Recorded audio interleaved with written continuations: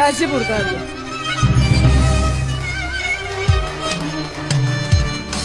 Yavaş, yavaş. Yavaş.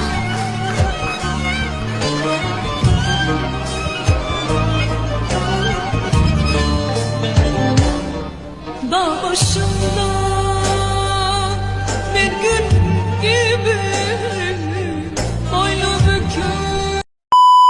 Stol istəsə məni, Niyazi sevirəm səni. Əgər məni unutsan, sevdiyimi unutma.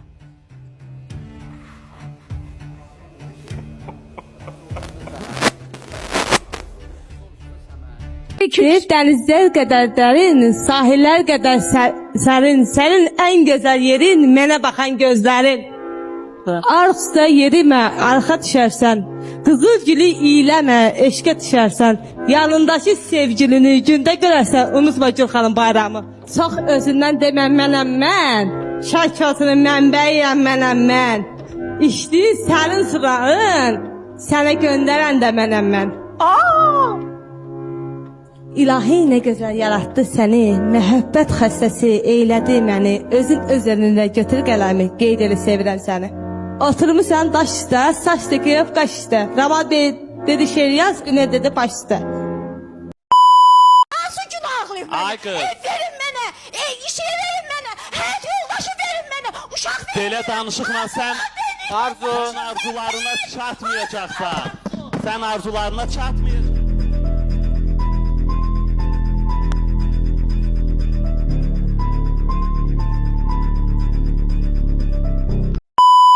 Ad günündə olmuşsunuz, Şəbnəm xanımın ad günündə. bəli. Məni də dəvət etmişdi. Çox təəssüf edirəm. Həmin günü vallah xəstələndim Şəbnəm. Vallah.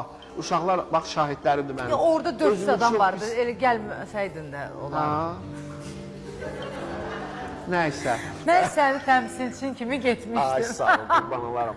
Və Bu sevgi qozaldır mənim yaşımı. Gəl saxla canım yaxşımı? İzin ver bir dəfə qoyun başı. İzzə sinəli üstünə ay ömrüm gülüm. Bu çox elədin də. Sonra yolunu gözləyirəm, çox xahiş edirəm gəl.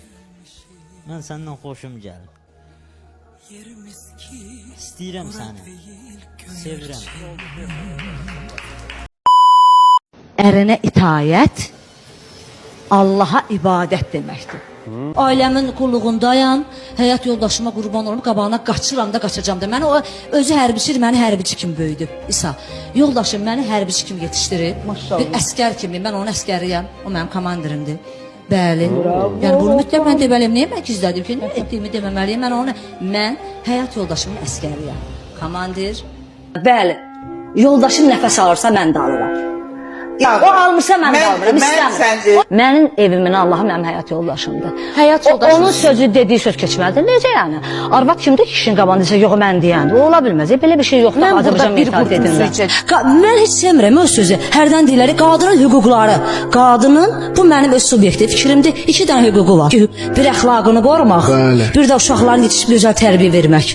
Bəli, mən özünə hörmət qoyan qadına hörmət qoyuram. Kişi mütləq evdə söz kişinin keçməlidir. Əgər o evdə bərəkət istəyirsinizsə, ruz istəyirsinizsə, mütləq kişinin sözü keçməlidir. Kişi sözünü deməlidir. Siz dedim de bugün o TikTok'ları, o terbiyesizleri xalqın qəhrəmanı eləyib imkan verin də.